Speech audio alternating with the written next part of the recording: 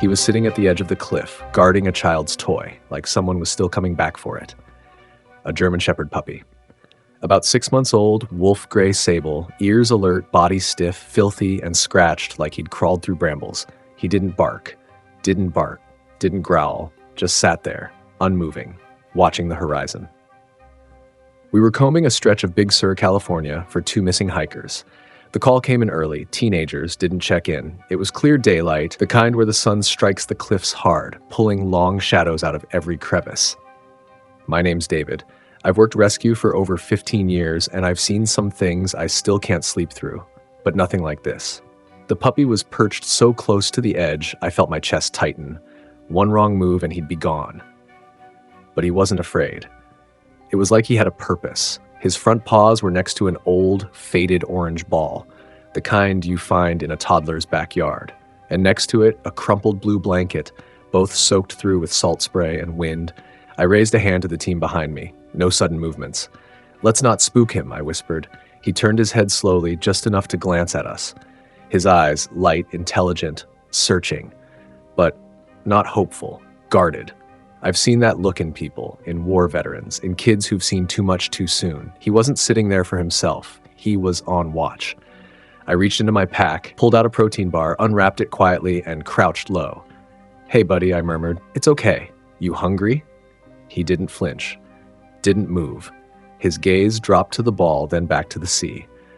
Something in my throat caught. The wind pulled at my jacket. Waves smashed against the rocks below. I crouched there, holding out food, watching him, trying to piece it together. "Why here? Why now?" One of the guys behind me whispered, "Looks like he's been out here for days. What's he guarding?" I didn't answer. I took a slow step closer. The puppy let out a low, guttural sound.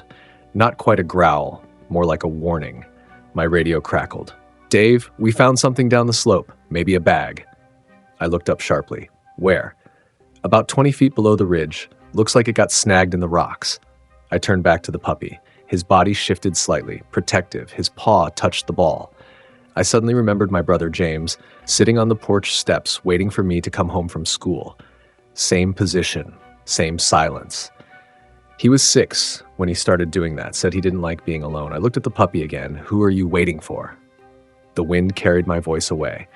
He blinked and went back to staring out to sea. We weren't just looking for hikers anymore. Was he waiting for someone? Or something he couldn't let go of? I tried to lure him with food. He didn't care. Most strays, especially a German Shepherd puppy this thin, would have gone for the smell of protein in a second. But this one, he didn't budge.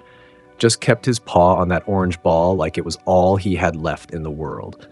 His ribs showed through his matted fur. His tail didn't wag. He wasn't here for survival. He was guarding something. I stayed crouched, talking low, like you do with someone who's been through hell. "It's all right. You're safe now." But I wasn't sure I believed it myself. Behind me, my partner Kara came over slowly, her boots crunching against loose rock. "We got eyes on the bag," she said. "It's not gear. It's a kid's backpack. Pink. Torn open." That hit me square in the chest. A child?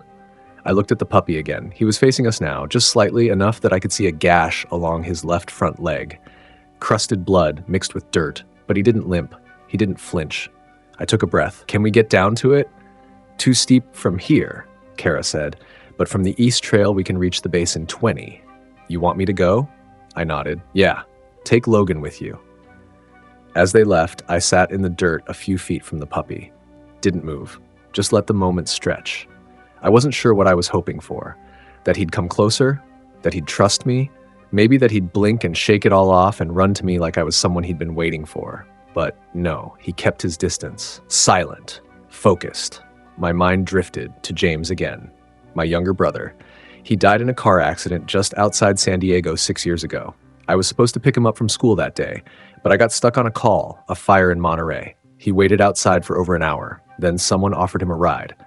Sometimes, when I can't sleep, I still hear the voicemail he left me. "It's okay, Dave. I'll just wait here." I blinked hard and looked at the puppy. Was that it? Was this little guy waiting for someone too? My radio hissed. "David, we found something else." "Go ahead." A baby bottle. Empty. Half buried in the sand below. The words punched the air from my lungs. I stood up slowly, eyes still on the puppy. He didn't react. He knew. He knew someone had been there. Maybe someone small. Maybe someone he'd sworn to protect. And suddenly it wasn't just a cliff and a toy anymore. It was a graveyard of questions. And this German Shepherd puppy, he might have been the only one left with answers. A bottle. Empty. Was it a child's? I asked Kara to confirm. Her voice came back through the radio. Tight. Yeah. Infant-sized. The kind with handles. Pink cap. Looks like it was washed up a bit. Not fresh. I stared at the puppy. He still hadn't moved. Not to eat, not to drink, not to run. Just one paw resting on that orange ball like it meant the world. His fur shifted slightly in the coastal wind, revealing more scrapes and one deep bruise near his shoulder blade. But he didn't care. Not about himself. Only that toy. Something cracked open in me. I took another slow step. He didn't growl this time, just stared. His eyes weren't defiant anymore. They were pleading. But pleading for what? The sun climbed higher, lighting the waves below. Foam crashed violently against the rocks, spraying cold mist up the bluff. The path we'd taken here was winding, slick, narrow. Anyone carrying a child, slipping, even just a moment of imbalance. I shook my head. No, don't go there. But I already had. I crouched again and whispered, "Were you with someone, buddy? Did you try to help them?" He tilted his head slightly. It was the first movement he'd made in over an hour. And then I noticed something strange. The ball, it wasn't just a toy. It had something drawn on it in permanent marker, faded but still visible. A name. Ellie. I swallowed. Kara's voice came through again. No footprints, no signs of recent human activity. The bag was shredded, probably animals. But the bottle, it looks like it was placed, not dropped. I didn't respond. I couldn't. My throat closed up. The puppy, he finally shifted, stood slowly like his legs were remembering how to move. He didn't come to me. He went to the blanket, nosed it gently, then looked back out at the water. God, I whispered, what happened here? I remembered reading once that German shepherds are fiercely loyal, even when abandoned, even when it makes no sense, even when it hurts. This German shepherd puppy wasn't just lost. He was waiting in case someone came back, in case there was still hope, in case the worst thing that could have happened hadn't. The rest of the team arrived at the cliff with a containment crate and blankets. "Let's get him to safety," someone said. But I wasn't sure he'd see it that way. He wasn't protecting himself. He was protecting a memory, or maybe a promise. And this puppy, was he the only one left, or the only one who wouldn't leave? We had to take him even if he didn't want to come. The wind was picking up, sharp and salty, pulling the blanket toward the edge. The German shepherd puppy lunged and stopped it with his paw, not out of playfulness, but duty. That motion alone nearly sent him over. My heart jumped. I knew we couldn't leave him there, so we used the catch pole. I hated doing it, but it was the only way. He didn't fight to escape, not really. He growled, snapped once, then whimpered low, like betrayal had a sound. As we tightened the loop around his chest, he kept turning toward the blanket and the ball, eyes wide, breath ragged. "I'll get them," I said quickly. "Don't worry." We got him into the crate. He didn't even bark, just curled into the corner like the world had finally ended. I picked up the orange ball. The name Ellie was still visible barely. My fingers trembled. Then I gathered the crumpled blanket, heavy with sand and sea. I laid both beside him in the crate. He didn't look up, but his body softened just a little. His paw slid across the floor and landed on the ball again.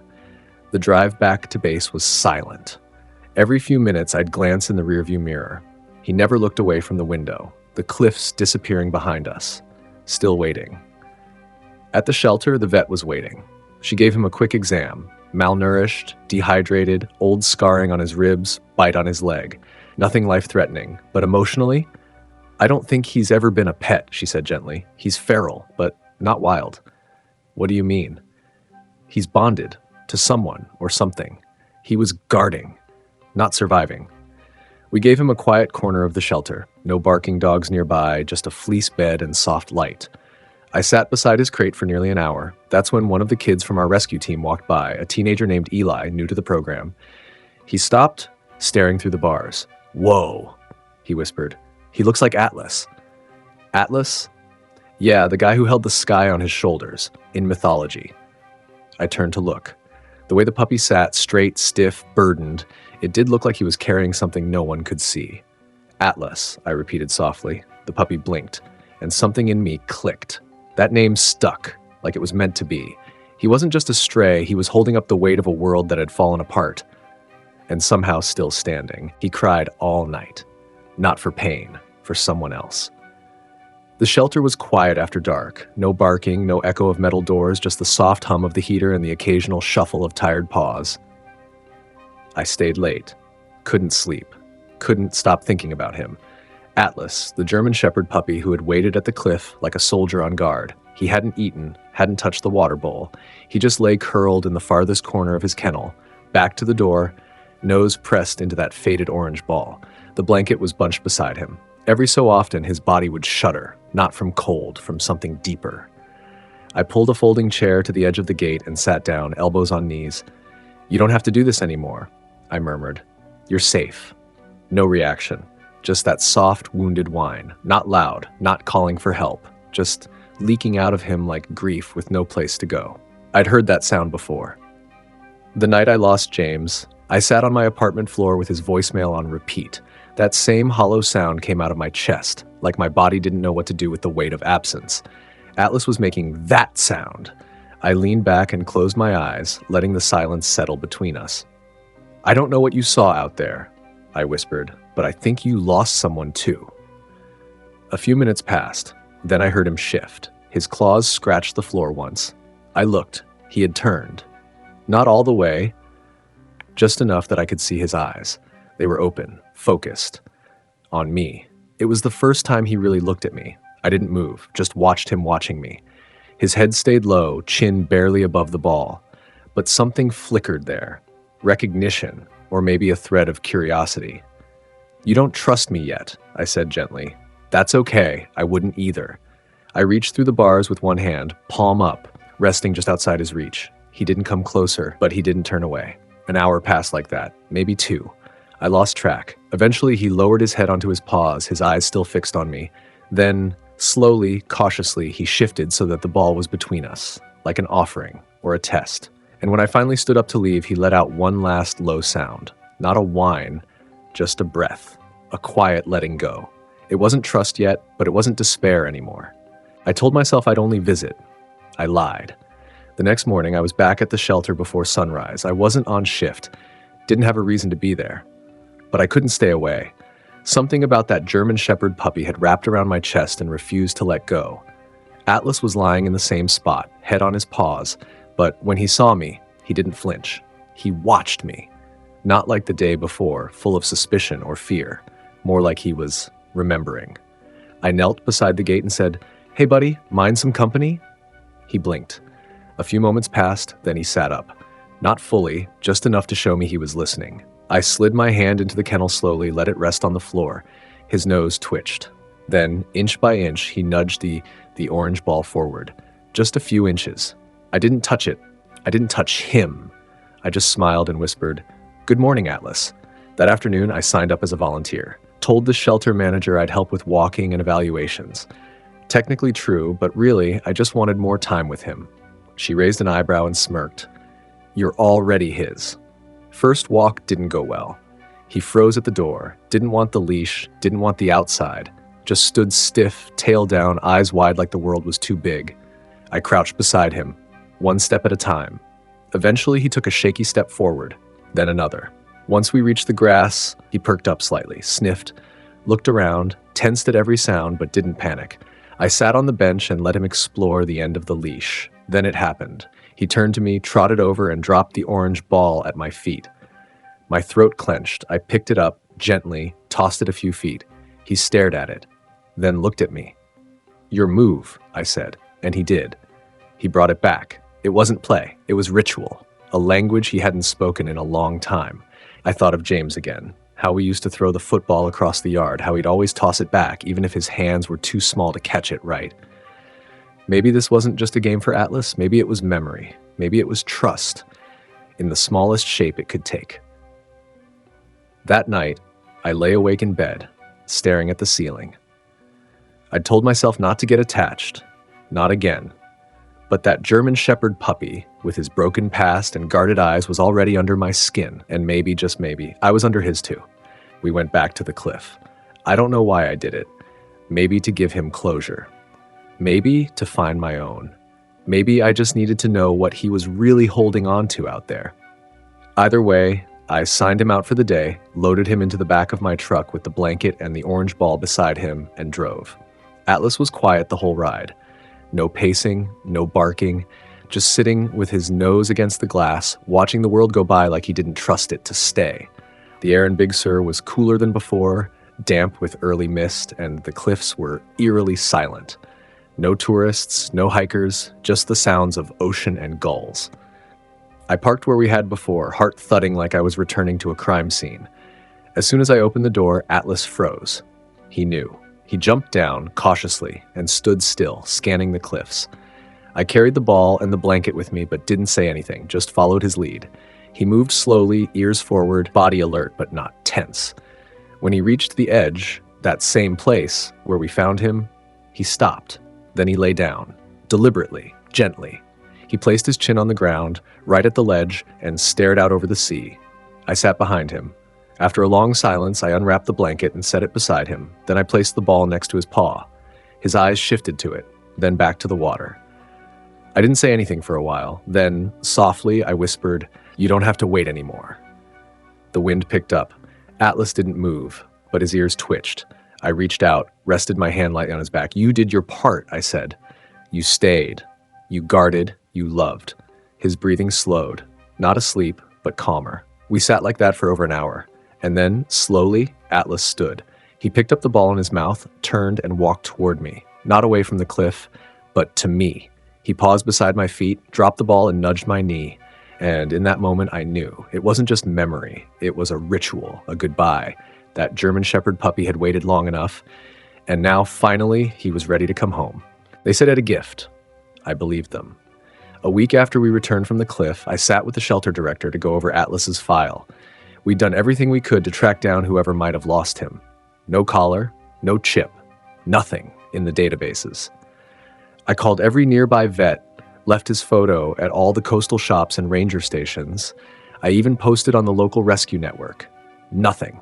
No one had reported him missing. No one was looking for a German Shepherd puppy with wolf gray fur and eyes like broken glass. It didn't make sense. A dog that loyal, he had to belong to someone. Someone must have cared. But every lid came up empty. He was just unclaimed, unwanted, or maybe forgotten.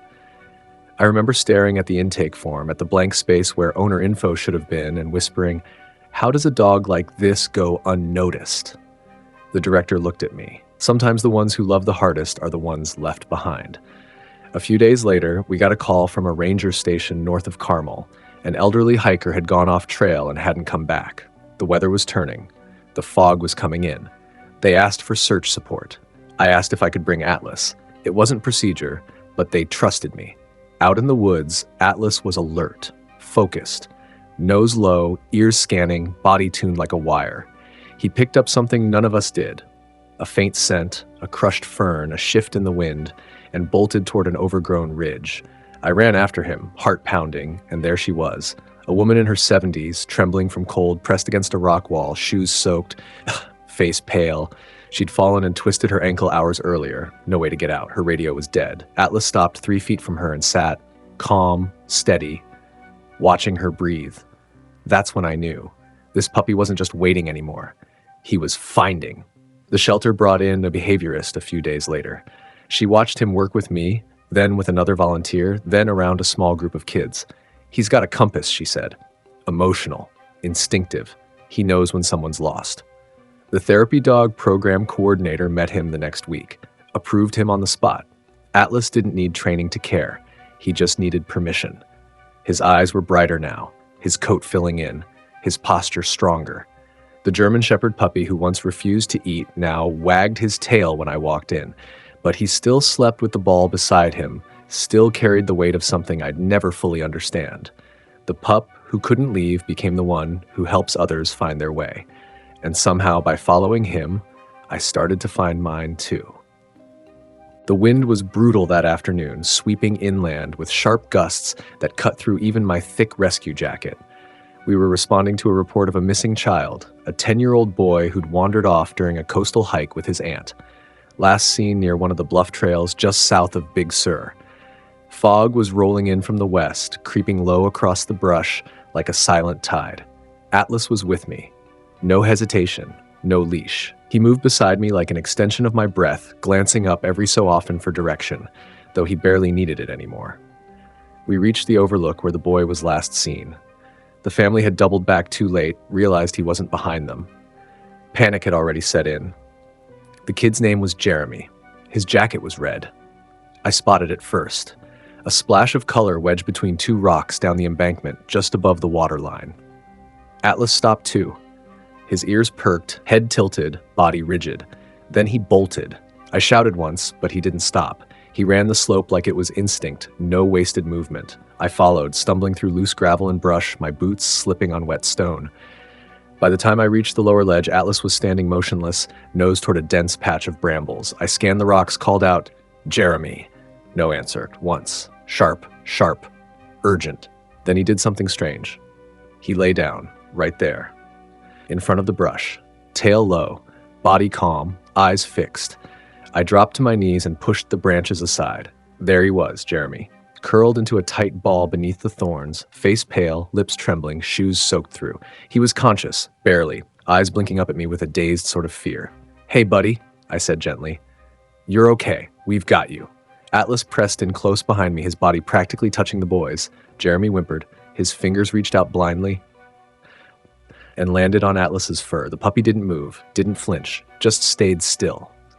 Steady, warm. I radioed for evac and checked for injuries. Mild hypothermia, bruised ankle, scratches from the rocks. But he was alive. Because of Atlas. I don't know how he knew where to go. The boy was tucked so far under the brush we would have missed him from above. But Atlas had gone straight there, like he could feel it. Back at the truck, as medics wrapped Jeremy in blankets, his aunt sobbing behind us, I leaned against the door and looked down at that German Shepherd puppy. 6 months ago, he'd refused to move. Now, he didn't wait. He led. And somewhere deep inside me, a weight I didn't know I'd still been carrying started to let go. He was there. Soaking, freezing, breathing, I pushed through the thorns on my knees, brushing wet leaves and mud from the boy's face. Jeremy, his lips were blue, skin clammy, breath shallow, but it was there. He was alive. My hands moved automatically. Check pulse, clear airway, stabilize his neck, but my mind was spinning. We were 20 minutes from any road and the fog was thickening. Visibility was dropping by the second. "Dispatch, this is David," I said through my radio, voice shaking. "We have the child.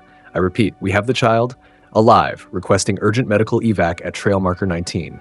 Condition, hypothermic, semi-conscious, 10 years old."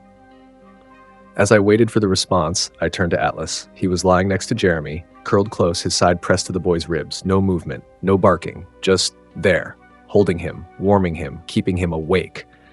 Jeremy stirred weakly, one hand lifting, fingers brushing Atlas's ear. Atlas didn't move. Just let him feel it. Let him know he wasn't alone. My vision blurred. I'd seen so many rescues, some we were too late for, some we barely made. But this was different. Because 6 months ago, this German Shepherd puppy had been frozen at the edge of a cliff, guarding a ball and a blanket like they were all that was left of his world. And now he was here, guarding again. But this time he didn't freeze. He acted. When I lost James, I wasn't there. I wasn't fast enough. I wasn't present. I told myself 1,000 times I couldn't have known, that it wasn't my fault. But try telling that to the part of you that still hears his last voicemail when the house goes quiet. I looked at Jeremy's small frame, shivering against Atlas's warmth, and I broke. Tears came fast, sudden. I dropped my head, hands clenched into the dirt, chest heaving in silence. Atlas looked up at me, then slowly crawled across the space between us and pressed his nose into my arm. Not frantic, just steady. Present. Like he knew what I couldn't say. I wiped my face, exhaled hard, and whispered, "You didn't just save him, Atlas. You saved me too." The EMTs arrived 20 minutes later. Jeremy was wrapped, lifted, transported. Stable. I stayed behind with Atlas, standing at the edge of the trail as the medics disappeared into the fog. The orange ball was still in my pack. I pulled it out and held it in my hands, and I realized something. He hadn't been waiting for someone to come back. He'd been waiting to become someone. This German Shepherd puppy, broken, forgotten, left behind, had turned grief into purpose. He didn't fail. He chose to stay. And in staying, he found his way forward. He doesn't wait anymore. He leads. A month after Jeremy's rescue, Atlas was officially certified as a therapy and field support dog. The shelter held a small ceremony in the courtyard. Nothing fancy, just a few folding chairs, some volunteers, and a laminated certificate they taped to the gate. I stood beside him as they called his name. He didn't understand the applause, but he leaned into my leg when the crowd clapped, and I swear in that moment, he stood a little taller. The kids from the grief support group were there too. We meet every Wednesday at a community center just outside Monterey. Some of them lost parents, some lost siblings, some just lost their footing. Atlas walks into the room like he knows every story before they speak. He doesn't bark or do tricks. He just lies down next to whoever needs him and stays. One girl, Malia, didn't speak for 4 sessions. On the 5th, she curled up next to Atlas and whispered into his ear for 20 straight minutes. No one knows what she said. But after that, she started talking to people again. That's what he does. He finds the broken places, and he stays. At home, he sleeps next to my bed. He doesn't whimper anymore, doesn't cry in his sleep. The first few nights, he'd twitch and growl softly. Dreams, maybe, or old ghosts. But now, when I turn off the light, he sighs, deep and peaceful. Like the weight he once carried has finally shifted. He still keeps the orange ball close. I framed it, hung it on the wall just above his bed, in a shadow box with a small brass plate beneath it that reads, "You waited, you guarded, you loved." Sometimes I catch him staring at it, not in longing, but in memory, as if honoring where he came from is part of who he's become. We go hiking most weekends, not far, just enough to get the wind in our faces, the sun on our shoulders. He walks ahead of me now, glancing back every so often to make sure I'm following. I always am. At the cliffs, we pause, the same stretch of Big Sur, the same salt in the air. He stands still, ears perked, eyes clear. Then he moves forward. No hesitation. That German Shepherd puppy doesn't guard the edge anymore. He leads the way beyond it. Some stories don't end. They begin again. Atlas wasn't just a rescue. He was a mirror, a healer, a bridge between what was lost and what could still be found. He waited at the edge of the world with nothing but a toy and a memory. And somehow, that was enough to keep hope alive. I used to think saving animals was about giving them a second chance. But the truth is, sometimes they give us ours.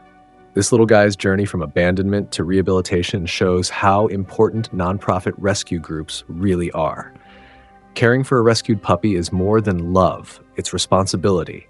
It's pet care. It's staying, even when it hurts, especially when it hurts. Atlas showed me that love isn't just something you feel. It's something you do. It's lying beside someone when they're lost. It's waiting, guarding, and eventually, leading. If this story touched your heart, please share it. Every share spreads awareness, every view inspires change, and every rescue, just like Atlas, starts with someone who refuses to look away. Join our Brave Paws family. Be their voice. Be their hope.